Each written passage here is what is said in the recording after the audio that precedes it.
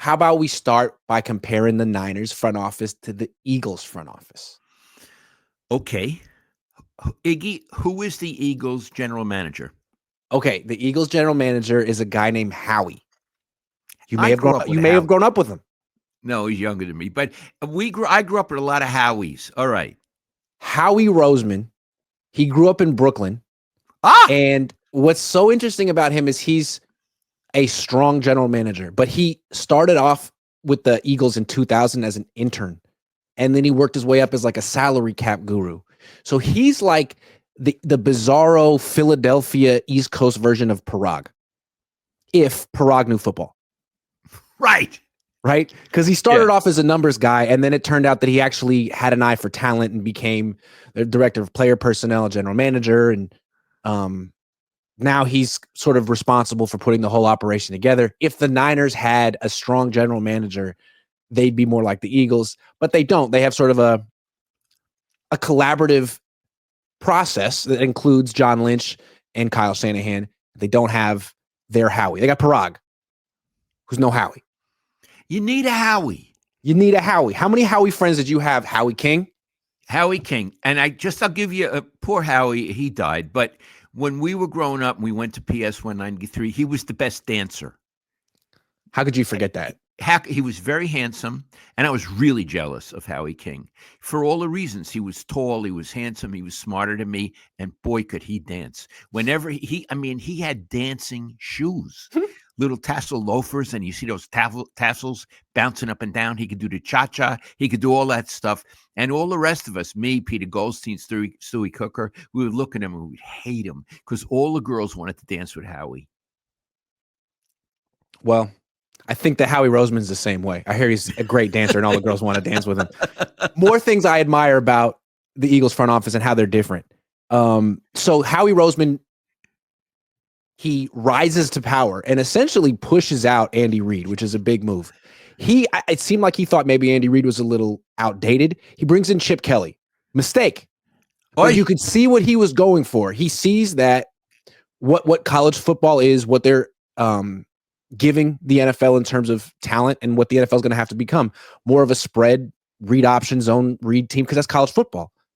So he went that direction, tried Chip Kelly, fired him.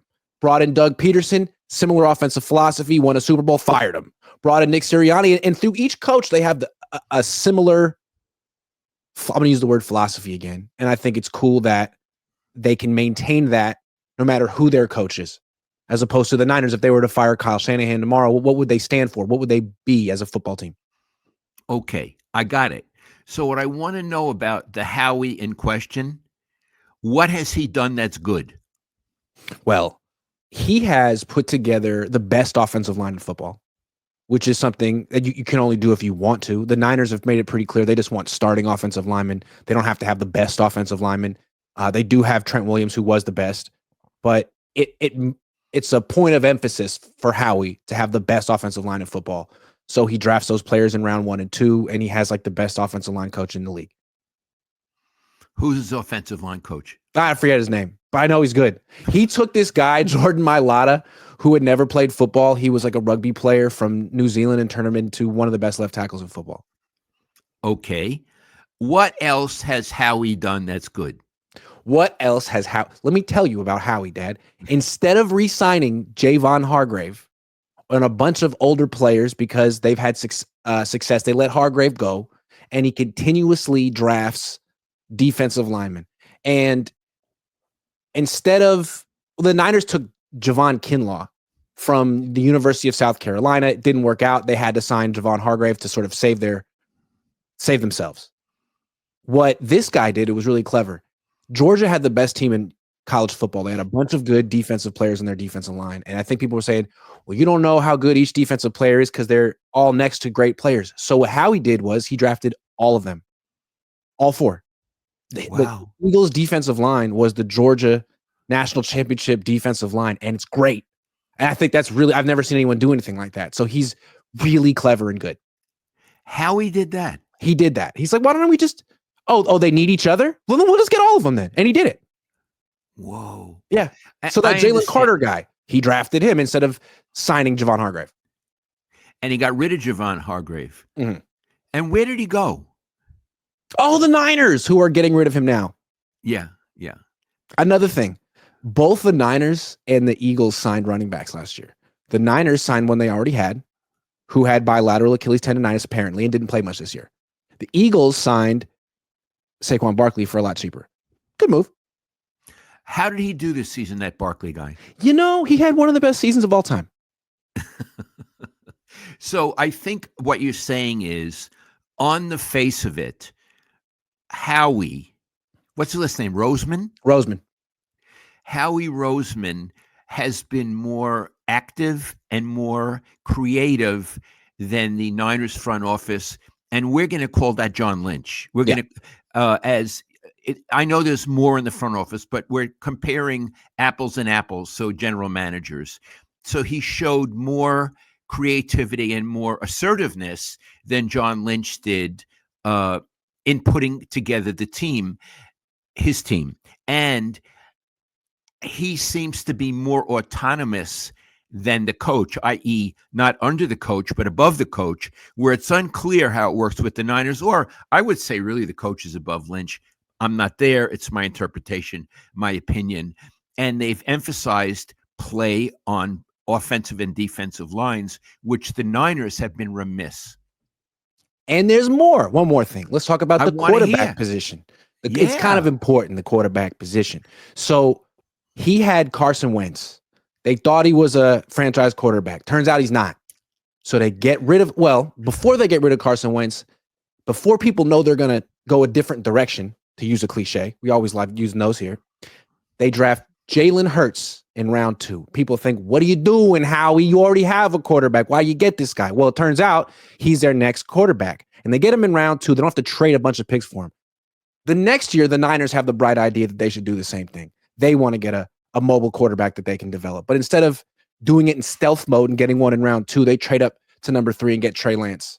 And while Howie Roseman put a whole team around him, Jalen Hurts, an offensive line, a coaching staff that made him really confident and got the best out of him, the Niners did the opposite with Trey Lance. So, I mean, that's a big difference. But at least they got Brock. Right. They got Brock. And Brock can do certain things better than Hurts, but certain things not better. And I think Hurts is clearly better for the Eagles than Brock Purdy would be. Yeah. Last thing, I don't know if Howie Roseman could get a coach like Kyle Shanahan to work with him, because I have a feeling that they're both extreme control freaks, and you'd have to decide which guy you want to have the control and the power in your organization, general manager or the head coach. So we'll see. I mean, maybe they'll lose to the Chiefs too. Maybe there's no better way. Yeah, the tradition for the Niners, starting with Bill Walsh, was that the coach had all the power. Yeah. John McVay was the general manager, but he really did contracts, and he was there. Bill was a very up and down personality, and he calmed Bill a lot, and they talked things over a lot. But Bill was the boss in the way that Kyle is. My opinion is Bill was much the better boss. I like that you brought up McVay, because we're going to talk about his grandson in a little bit. Okay. Corey Coleman says, good afternoon, Grant and Lowell. What are your thoughts on O-line coach John Benton while he was in SF? He was recently hired by Seattle. I thought he was one of these guys who knew Kyle's system, and that's probably why he got hired. I mean, I'm not aware of anyone he developed, but he knows the system, and that's why they just brought the system to Seattle. So that's what I think of him. Eric says, Mr. Cohn's, as always, a great show, and I'm enjoying the analysis. Papa Cohn, you're a legend. Great catching up with you on the Cohn phone yesterday. Grant, that was fun. Keep making great content. Thank you, Eric. Thank you, Eric. Joseph for real says the difference between them is the main characters of each team knows their capabilities and weaknesses, then transcends them by conviction in flow state. Kyle hasn't found how to get out of his own way. He's his own nemesis.